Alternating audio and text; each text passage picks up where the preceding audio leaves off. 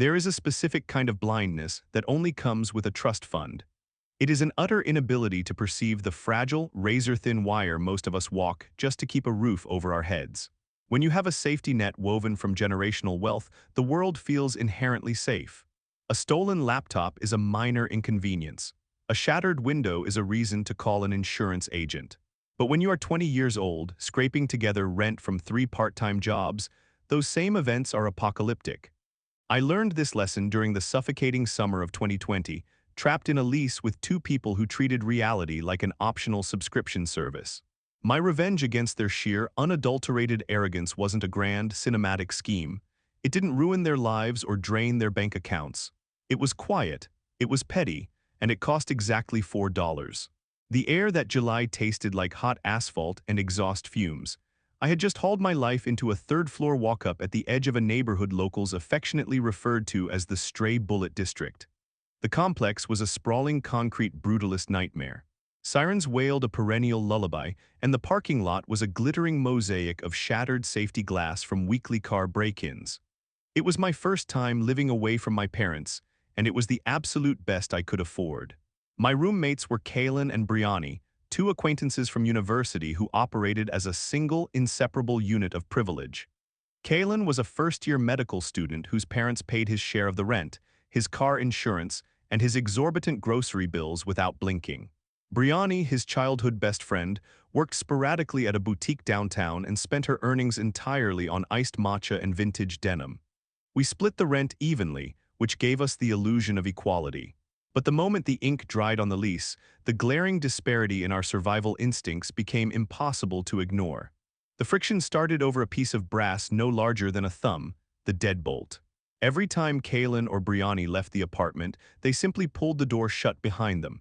They never turned the key. I would come home after a grueling 9-hour shift, insert my key into the lock, and feel the sickening lack of resistance as the cylinder spun freely. Anyone could have walked in. In a building where police cruisers idled in the fire lane at least twice a week, leaving the door unlatched was practically an invitation for disaster. I tried to handle it diplomatically at first. Standing in our cramped kitchen, smelling the lingering aroma of Kaylin's artisanal coffee beans, I asked them to please make sure the deadbolt clicked when they left. I explained that my entire livelihood, my cheap refurbished laptop, sat on a desk in my bedroom. If I lost that machine, I couldn't work. If I couldn't work, I couldn't pay rent. Kaylin leaned against the laminate counter, adjusting the collar of his designer scrubs. He offered a condescending, infuriatingly patient smile. "You're being paranoid," he said, waving a hand as if swatting away a gnat. "Nobody is going to climb up to the 3rd floor just to steal a dusty computer. Relax, you're stressing yourself out over nothing." Brianni chimed in from the couch, not even glancing up from her phone. "Seriously, it's not a big deal. If something happens, we'll just replace it. Just replace it." The words hung in the stagnant air of the apartment, heavy and absurd. My throat tightened. I didn't have a magical account to draw from. A $500 emergency would obliterate me. But to them, I was just the neurotic, high-strung girl harshing their laid-back vibe. Weeks bled into months, and the unlocked door became a daily psychological torment. I would text the group chat begging them to lock up. They would respond with eye-roll emojis or ignore me entirely. On one particularly humid afternoon, I walked into the apartment to find the front door actually standing ajar. A 2-inch gap exposed our living room to the dingy, flickering fluorescent light of the hallway. Neither of them was home. My blood thumped hollow against my ribs as I rushed to my bedroom, entirely expecting to find my desk ransacked. My laptop was still there, but the sheer disrespect ignited a cold, hard knot of fury in my chest. They weren't just careless. They actively enjoyed dismissing my boundaries. They found my poverty-induced anxiety amusing. By the time the autumn leaves began to crisp and curl, I had reached my breaking point. I scoured the complex's internal transfer board and found a lifeline. Another unit in a different building across the courtyard had a room opening up. The current tenant was Oksana, a fiercely practical girl I knew from a study group. Oksana and I shared the exact same financial anxieties and hygienic standards.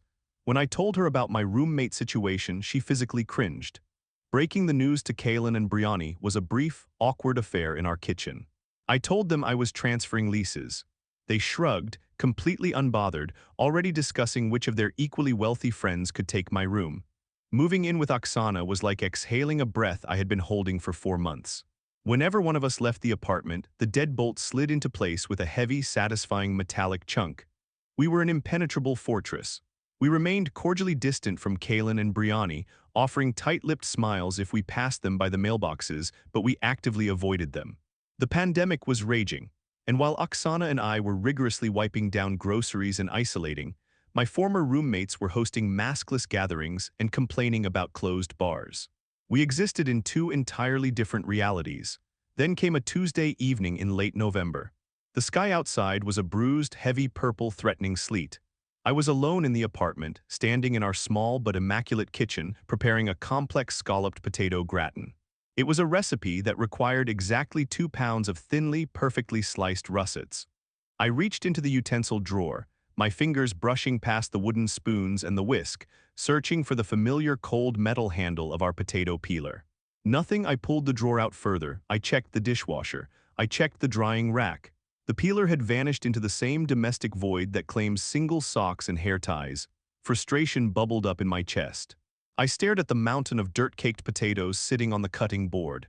Using a paring knife would take an hour and leave me with jagged, uneven chunks that would ruin the delicate layers of the gratin. I needed a peeler. I stood there wiping my damp hands on a dish towel, weighing my options. The grocery store was a 30-minute bus ride away in the freezing rain. Buying a new one wasn't practical. And then, a terribly pragmatic thought crossed my mind. Kalen and Briani lived exactly 2 buildings over. My master key fob still granted me access to the main security doors of every building in the complex. I knew for a fact they owned a heavy-duty stainless steel potato peeler. I had used it myself during my miserable tenure in their apartment. I'll just knock, I told myself. I'll knock, ask to borrow it for 20 minutes and bring it right back. It's a completely normal, neighborly interaction. I threw a heavy wool coat over my sweater and jogged across the freezing courtyard. The wind bit at my cheeks, carrying the faint, metallic scent of impending snow. I let myself into their building, the heavy glass door clicking shut behind me, and trudged up the 3 flights of concrete stairs. The hallway smelled exactly as I remembered, a pungent mixture of cheap weed from the unit across the hall and the heavy, floral scent of commercial carpet cleaner. I stood before their door, Unit 314, and rapped my knuckles against the chipped brown paint. Silence. I waited 10 seconds. I knocked again, louder this time. The sound echoed down the empty corridor, still nothing. I sighed, my shoulders slumping. They were out, probably at some underground, unregulated gathering, spreading germs and drinking overpriced cocktails. I turned to leave, the vision of my ruined potato gratin mocking me, but as I pivoted away, my eyes caught the brass doorknob. A dark, intrusive thought wormed its way into my brain. It was a reflex, an echo of the 4 months of torture I had endured living with them. There's no way, I thought, they couldn't possibly still be doing it. I reached out, my fingers wrapped around the cold brass sphere. I applied a fraction of an ounce of pressure to the right. The knob turned smoothly, effortlessly, until it stopped. The latch clicked back. The door swung open an inch, exhaling a breath of stale air scented with expensive cologne and rotting takeout. I froze, my pulse surged, a sudden rush of adrenaline flooding my veins. It was completely unlocked. The apartment was pitch black, silent, and entirely empty. Anyone could walk right in. Anyone could strip the place bare. I stood paralyzed on the threshold for a full 10 seconds. The logical, law-abiding part of my brain screamed at me to pull the door shut, walk away, and use a paring knife like a civilized human being. But the memory of Kalen's condescending smirk flared in my mind. Just replace it. The memory of my own stomach twisting in knots, terrified of losing everything I owned while they laughed at my poverty, burned through my hesitation. I pushed the door open. I stepped into the dark apartment, my rubber-soled boots utterly silent against the cheap linoleum.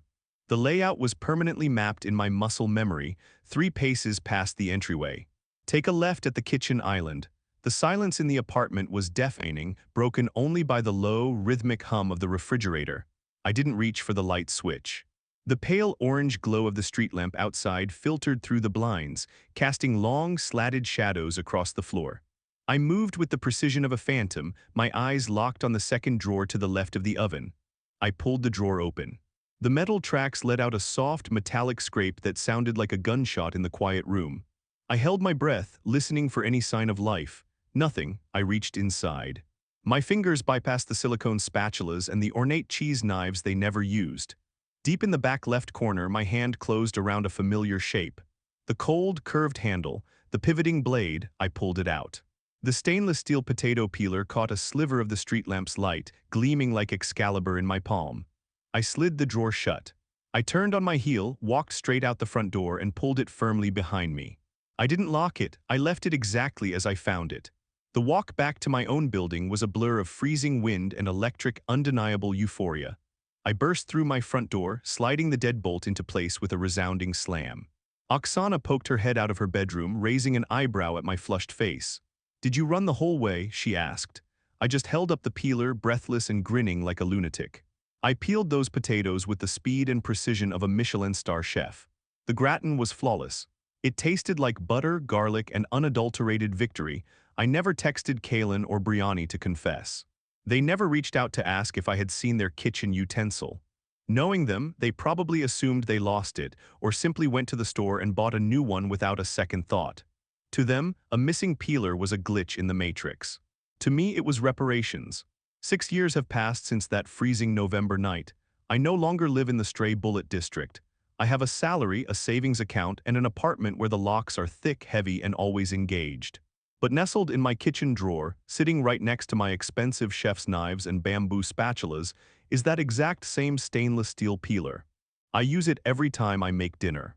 Every ribbon of carrot, every strip of cucumber is a tiny, delicious reminder that while money can buy you a lot of things, it cannot buy you common sense.